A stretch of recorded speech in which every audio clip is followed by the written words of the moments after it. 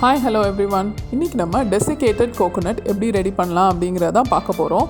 இந்த desiccated coconut வந்து நிறைய கேக் வெரைட்டிஸ், பிஸ்கெட், பிரெட்ஸ் இதிலெல்லாம் வந்து யூஸ் பண்ணுவாங்க. இந்த டெசிகேட்டட் கோகோனட் நம்ம கடையில் வாங்கினா நிச்சயமாக காஸ்ட்லியாக இருக்கும். அதுக்கு பதிலாக நம்ம ஹெல்த்தியாக ரொம்ப ஆர்கானிக்காக நம்ம வந்து வீட்டிலே ரெடி பண்ணிடலாம்.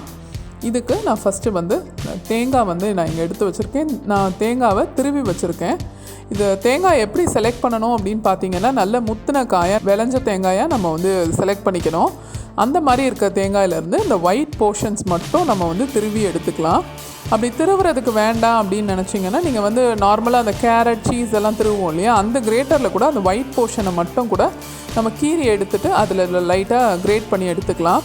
இல்லை அப்படி வேண்டாம் அப்படின்னா கூட நம்ம வந்து ஒரு மிக்சியில் போட்டு அந்த ஒயிட் போர்ஷனை மட்டும் நல்லா ஒரு 1 ப்ரெஸ் 2 ப்ரெஸ் கொடுத்தோன்னா இந்த மாதிரி நமக்கு கிடச்சிரும். இப்போது ஒரு கடாய் வச்சுக்கலாம். ஒரு ஒயிட் பாட்டம் கடாய் வச்சுட்டு இதை வந்து நம்ம ரெடி பண்ணி வச்சுருக்க தேங்காயை இதில் போட்டு நல்லா ஃப்ரை பண்ணிக்க போகிறோம். தேங்காய் வந்து நம்ம இதில் ஆட் பண்ணிடலாம்.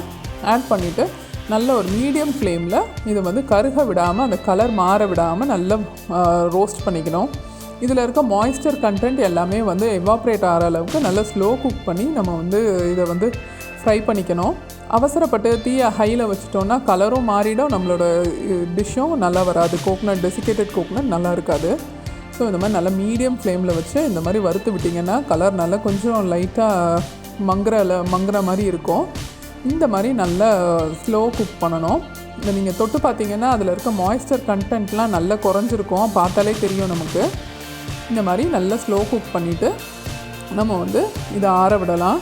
இது இன்னும் கொஞ்சம் கூட இது வந்து ஃப்ரை பண்ண வேண்டியது இருக்குது. நல்லா லோ ஹீட்டில் வச்சு ஃப்ரை பண்ணால் தான் வந்து இந்த கலர் வந்து ப்ரௌன் கலராக மாறாமல் இருக்கும்.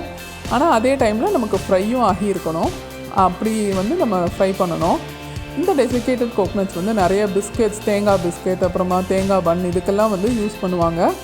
இது வந்து நம்ம கடையில் வாங்குறதுக்கு பதிலாக ஹெல்த்தி அண்ட் ஆர்கானிக்காக நம்ம வீட்டிலே ரெடி பண்ணிடலாம். தேங்காய் நிறையா எக்ஸஸாக இருக்க டைமில் நம்ம இந்த மாதிரி செஞ்சு வச்சுக்கலாம். இப்போது இந்த மாதிரி வறுத்த தேங்காயை வந்து இந்த மாதிரி நல்லா கொஞ்சம் ஆற விட்டுறலாம்.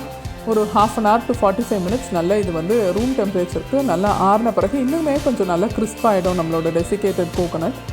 இந்த மாதிரி நல்ல கூலான கோகோனட்டை நம்ம ஒரு கண்டெய்னரில் போட்டு ஃப்ரீசரில் நம்ம வந்து ஸ்டோர் பண்ணிக்கலாம். 2 months வரைக்கும் தாராளமாக யூஸ் பண்ணலாம். நம்மளோட டெசிகேட்டட் கோகோனட் இப்போ ரெடி ஆகிடுச்சு. Please like, share and subscribe to my video. Thank you.